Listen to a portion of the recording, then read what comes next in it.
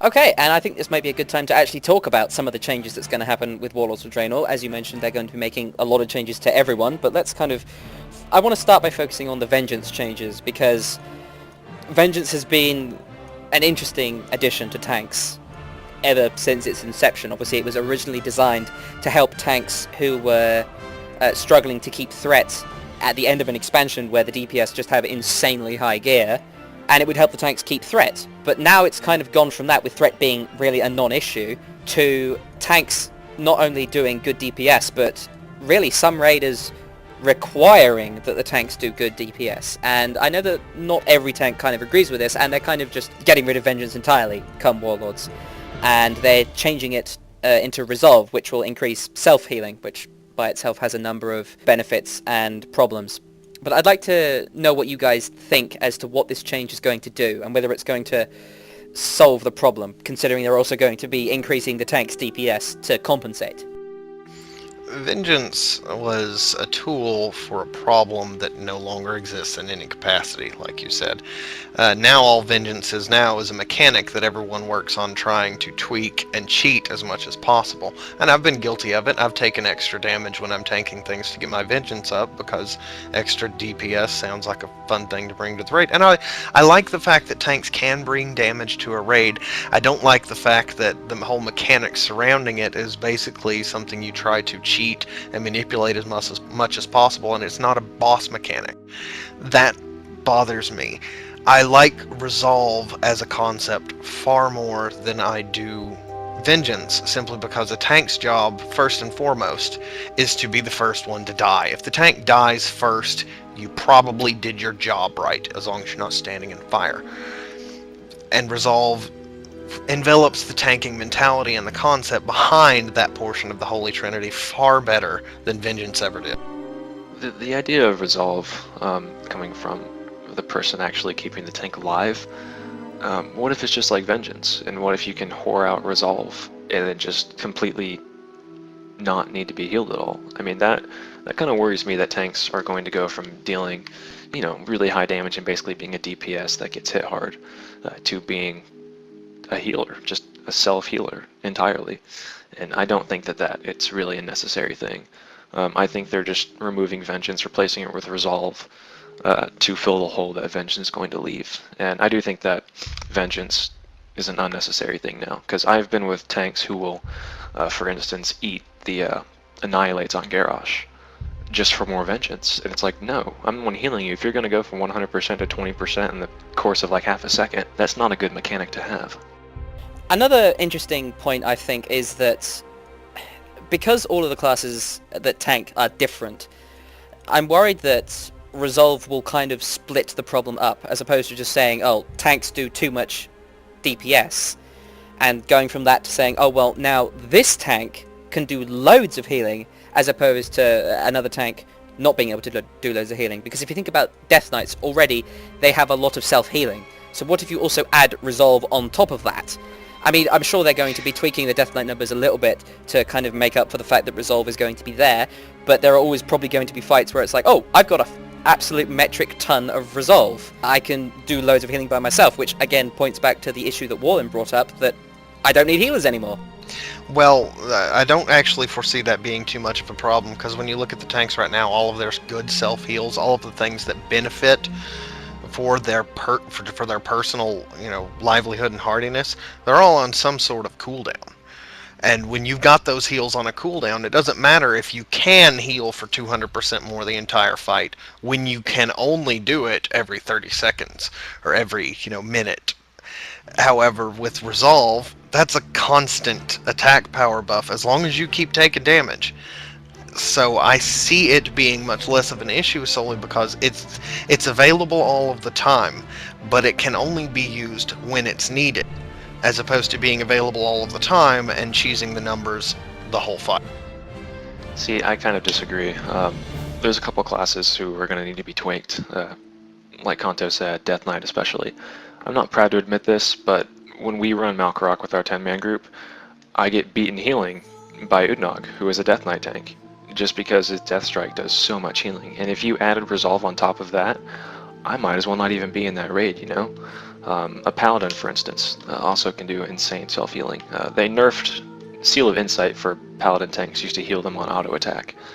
They got rid of that, and then Eternal Flame. I can't remember the name of the ability, but when a Paladin uses Eternal Flame, that initial hit can hit upwards of like 1 million, and then each tick can do like 100, 150k. Again, if you add Resolve on top of that, that's just ridiculous. So I do think that a lot of tanks will need to be tweaked. The main reason I think he ends up doing that in the Malkorok encounter is, as a DK, he's got that massive self-heal and a shield simultaneously in a fight where your heals automatically turn into a massive shield, and a fight where the boss is hitting stupid hard. So when you're combining Vengeance, when you're combining the fact that his self-heal and his self-bubble does more whenever he gets hit stupid hard, and throwing all of that mixed together, that's why DKs are phenomenal in that, because all of those things magically align and turn him into the super self-healer. But it's still on a cooldown.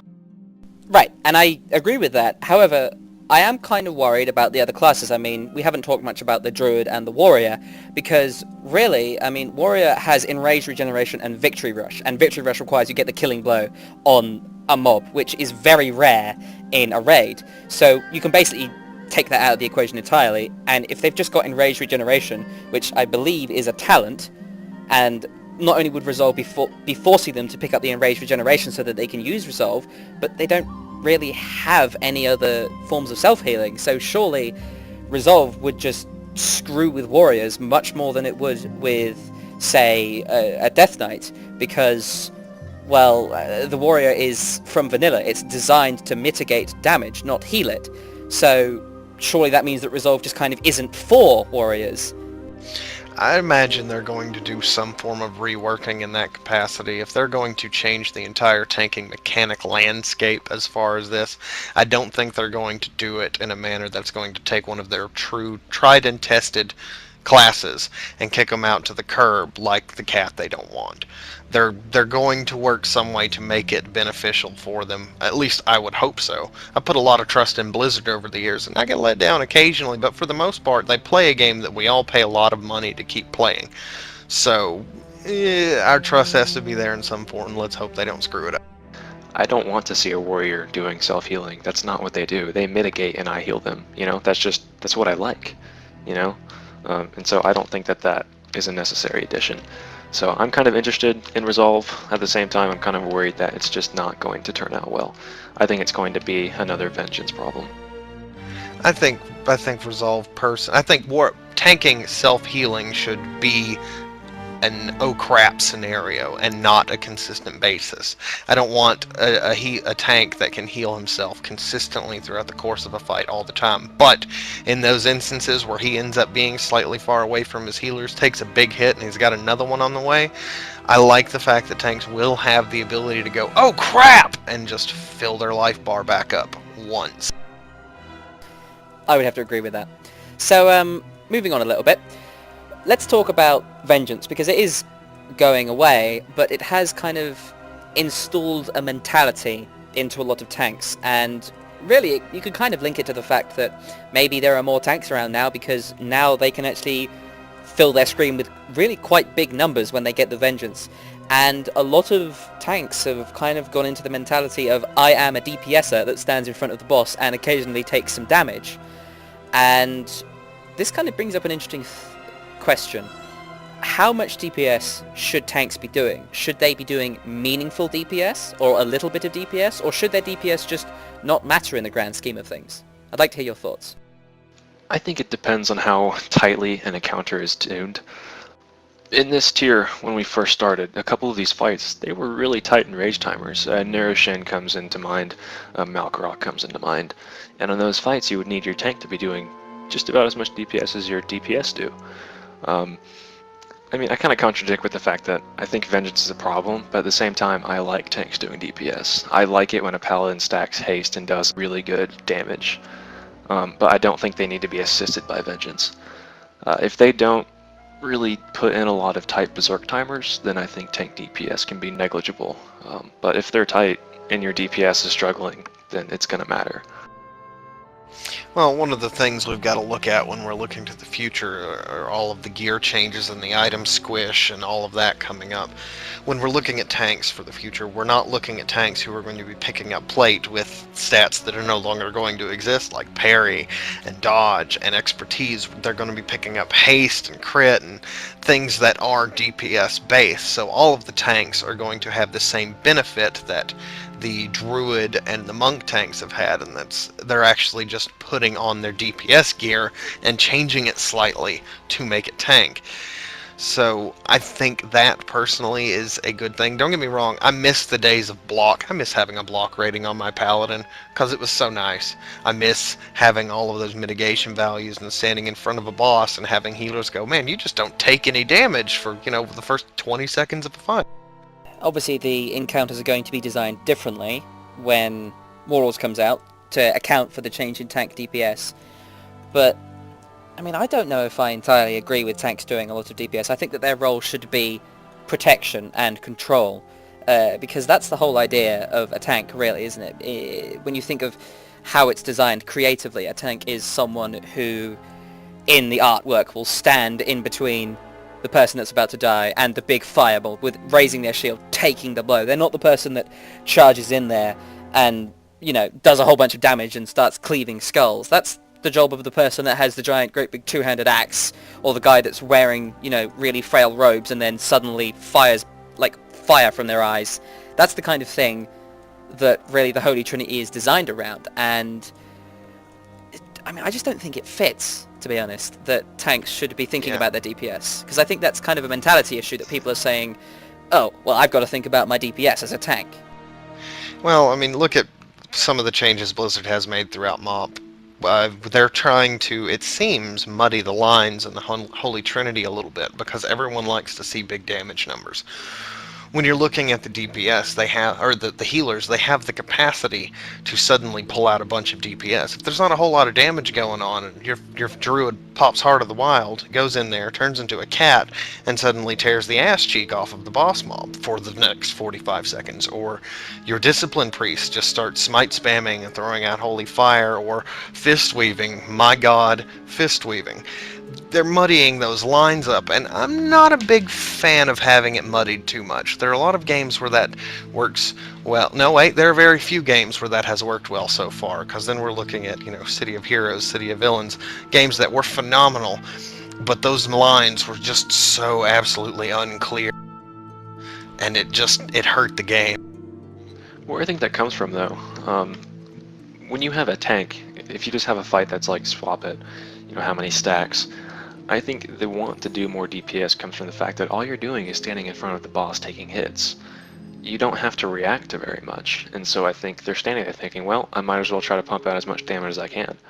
If they have encounter design where the tank's got to be like, I don't know, I've got to go intercept this fireball before it hits that person, or this mob's going to drop down at a random point where I have to go make sure I'm on my toes to go get it, I think that will help that. But as long as encounter design remains as it is currently, where it's just swap on 5 stacks, you're going to see tanks doing DPS because they're going to get bored and they're going to be like, I might as well do as much damage as I can, Yeah,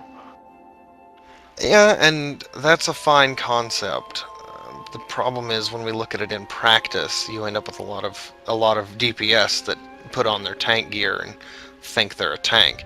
They're not thinking like a tank. They're not watching the raid's position and looking at their utility spells, seeing what they can do to try and keep the raid alive. If you've got a pally tank with that mentality of I'm just going to throw out as much DPS as I can on the boss until I need to taunt again, then he's not looking to see that someone might be slightly off to the side catching an arrow and he needs to throw a hand of protection on him or something like that. It's taking away from the actual base roll and giving them a job that hinders what their job should be, and that's protecting the group. I still think that goes along with the counter design, because when you're off tanking and you don't have anything to do, Iron Juggernaut's a good example of this.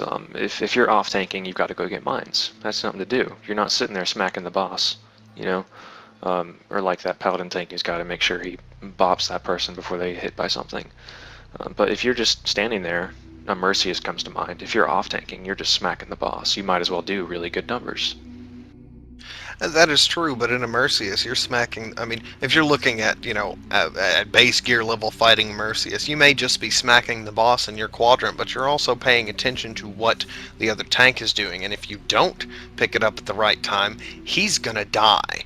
And that's an important thing. To me, tanks should, as far as I'm concerned, encounter design should be made that way, where if you make small mistakes because you're not paying attention to what you should be doing, I have no problem watching people die because they don't do it right.